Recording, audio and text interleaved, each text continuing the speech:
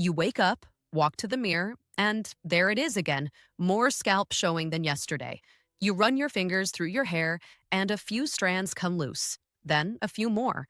Later, you're in the shower and you try not to look, but the drain tells the truth, and something inside you sinks a little because it feels like it's not slowing down anymore. I know that feeling. I've been there. That quiet moment where you think, is this it now? But here's what most people don't realize. After 50, blood flow to your scalp can drop by nearly 40%. That means your hair follicles, the tiny factories that grow your hair, are literally being starved. Less oxygen, less nutrients, more DHT buildup, more inflammation, and slowly those strong, thick hairs shrink into thin, fragile strands. But this is the part that changes everything. Your hair follicles are not dead. They are suffocating, clogged, and falling asleep. And when you fix that environment, when you restore flow, clear the blockages, and calm the inflammation, something remarkable can happen. Even dormant follicles can start producing hair again. In fact, one simple combination, made from ingredients you likely already have at home, has shown up to 86.9% regrowth in just 8 weeks. No harsh chemicals, no expensive treatments, just the right oil used the right way. But here's the truth most people don't hear. Some of the most popular oils are actually making your hair loss worse. So today, I'm going to walk you through 6 oils, from worst to best, and what you'll discover, especially when we reach number 1, can completely change how your hair looks over the next 30 days. If you're watching this, you've probably already tried so many things.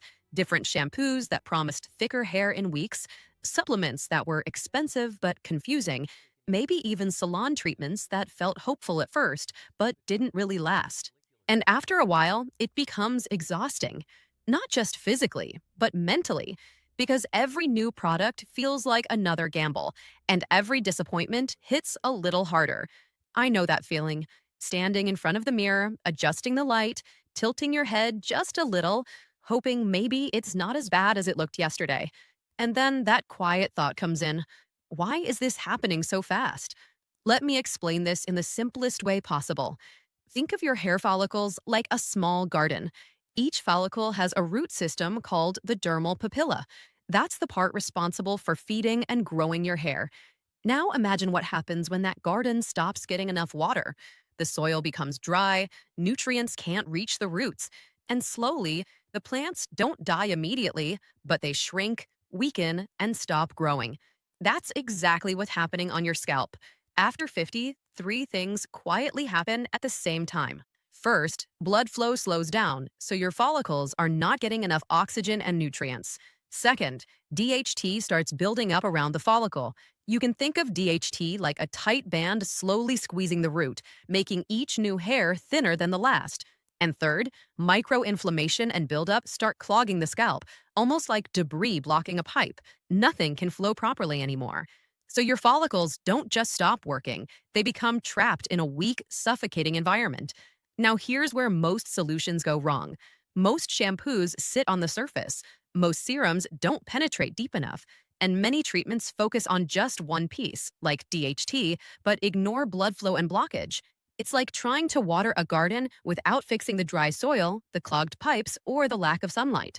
That's why results are often slow, temporary, or disappointing.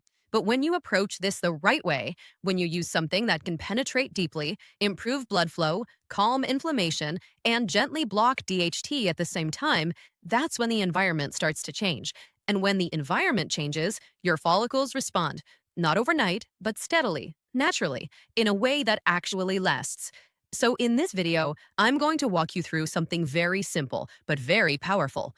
I'll show you a ranked list of 6 oils, from worst to best, why some popular options may actually be holding you back, the science behind each one, explained simply, and most importantly, the exact 30-day protocol you can start at home to give your hair the best possible chance to grow again.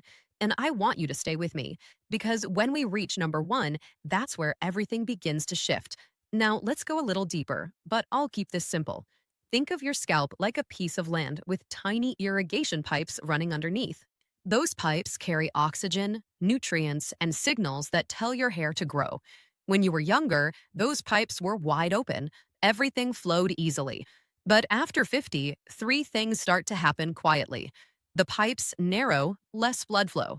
The soil hardens, build up, oils, dead skin, and a kind of chemical pressure builds up. That's your DHT, slowly shrinking the roots. So now imagine pouring water on top of that soil. It just sits there. It doesn't reach the roots.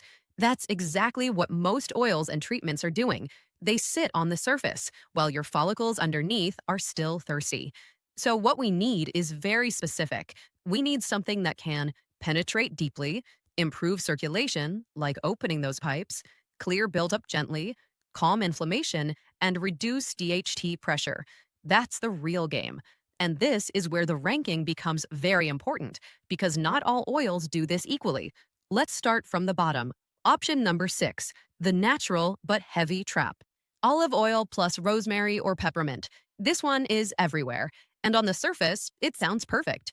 Olive oil is natural. Rosemary oil is often linked to hair growth. Peppermint gives that cooling feeling. So why does it fail for so many people, especially after 50? Because olive oil is too heavy. It creates a thick layer on your scalp, and instead of helping, it can trap heat, sweat, and buildup. If your scalp is already struggling with inflammation or dandruff, this can make it worse. Yes, rosemary has some promising research comparing it to minoxidil, but here's the problem. Delivery matters. If it can't penetrate properly, the benefit stays on the surface. Pros, natural, easy to find. Cons, poor penetration, can clog pores, worsens oily scalp. Score, 2 out of 10. Option number 5, the healing but shallow oil, black seed oil. Black seed oil is powerful in one area, inflammation. It contains thymoquinone, which helps calm the scalp. And for stress-related hair loss, it can be supportive. But here's the limitation. It doesn't go deep enough. Think of it like watering only the top layer of soil. It soothes, but doesn't fully reactivate the roots. Pros, anti-inflammatory, good for sensitive scalps. Cons, weak penetration, limited regrowth impact. Score, 4 out of 10. Now this is where things start to shift. We move from just supporting the scalp to actually activating growth again. Option number 4, the growth activator combo, castor oil plus tea tree oil. Castor oil contains something called ricinoleic acid. This helps increase circulation and can push follicles back into the growth phase. Tea tree oil adds another benefit. It's antifungal, so it helps clear scalp issues that block growth. Some small studies and observations show up to 32% improvement in density with consistent use. But there's still a problem. Castor oil is very thick, so while it activates, it doesn't always deliver nutrients deeply and evenly. Pros, stimulates growth phase, fights scalp infections. Cons, very heavy, hard to wash, can sit on surface. Score, 8 out of 10. Option number 3, the light penetrator, grapeseed oil plus fresh lemon juice. Now we're getting smarter. Grapeseed oil is one of the lightest oils available. That means it can penetrate deeper without clogging. And when you combine it with fresh lemon juice, something interesting happens. The citric acid helps break down mineral buildup and dead skin, almost like gently cleaning those clogged pipes. So now nutrients can actually reach the follicles again. But still, it lacks strong DHT blocking power. So it opens the door, but doesn't fully protect the root. Pros, excellent penetration, clears buildup. Cons, mild on DHT, needs consistency. Score, 8.5 out of 10. Now stay with me, because this is where we move from good to powerful. Option number 2, the repair and stimulate blend. Virgin coconut oil plus curry leaves plus fenugreek.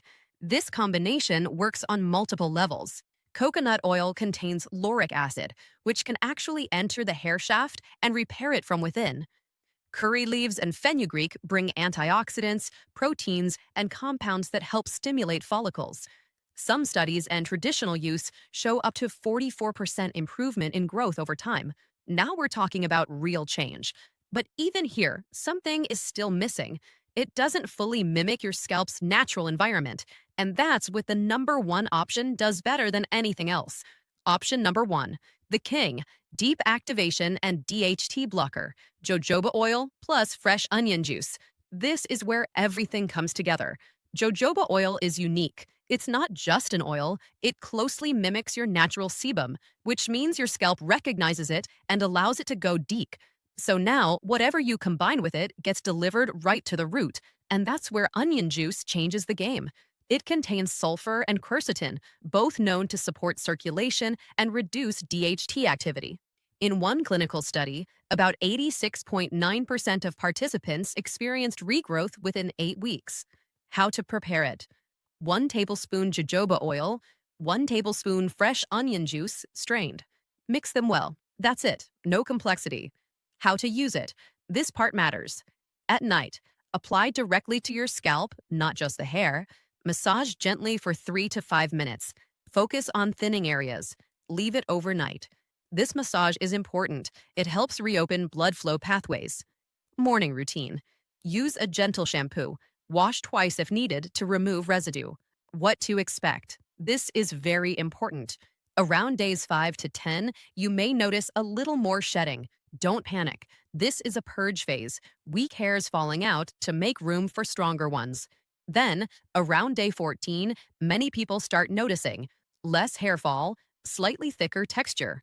By day 30, visible improvement in density, healthier scalp, new baby hairs in some areas. Your simple 30-day protocol: every night, apply jojoba plus onion blend, massage 3 to 5 minutes. Every morning, cleanse scalp gently 2x per week. Use a mild exfoliating scalp scrub or lemon rinse. Track your progress. Take photos on day 1, day 14, day 30. And remember, this isn't about forcing your hair to grow. It's about restoring the environment so it can grow naturally again. You're not fighting your body, you're supporting it. And when you do that consistently, that's when real, lasting change begins. So let's bring this all together, gently and clearly. If there's one thing I want you to take away from today, it's this: your hair is not finished. Your follicles are not gone. They've simply been underfed, blocked, and under pressure for a long time. And when you change that environment, when you restore flow, reduce DHT, and clear the pathway, your body often knows exactly what to do next. That's why this 30-day approach matters so much. Not 10 different products, not complicated routines, just one powerful combination used consistently. Now, imagine this for a moment. It's 30 days from today. You wake up, walk to the mirror, and instead of that sinking feeling, there's a small shift. Your hair feels a little fuller. Your scalp doesn't show as much in the light. You run your fingers through, and fewer strands come away. It's not perfection, but it's progress. And more importantly, it feels like things are finally moving in the right direction. That feeling, it's powerful because it gives you something many people lose along the way: hope backed by real change. And I want to say this honestly: your body isn't working against you, it's responding to its environment. When that environment is overloaded with harsh chemicals, heavy products, or constant switching, it struggles. But when you give it something simple, supportive, and consistent, it often responds in ways that surprise you. This isn't about rejecting everything modern. It's about understanding that sometimes simple, well-targeted solutions can do what complicated ones couldn't. So here's your gentle challenge. Give this 30 days. Stay consistent, even through the early shedding phase. Take your before and after photos. And most importantly, be patient with your body as it adjusts.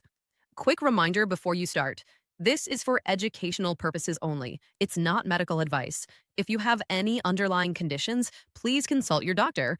And always do a small patch test before applying anything new to your scalp. If this helped you even a little, you can let me know by liking the video. And I'd really love to hear from you. Which option are you thinking of trying first? Or if you've already tried something like this, what was your experience? You can also share this with someone who's quietly struggling with the same thing, because many people are, even if they don't talk about it. And if you want more simple, science-backed approaches like this, you're always welcome here. Subscribe, and I'll walk with you step by step. Take care of yourself. Be consistent and trust the process. I'll see you in the next video. Keep on healing.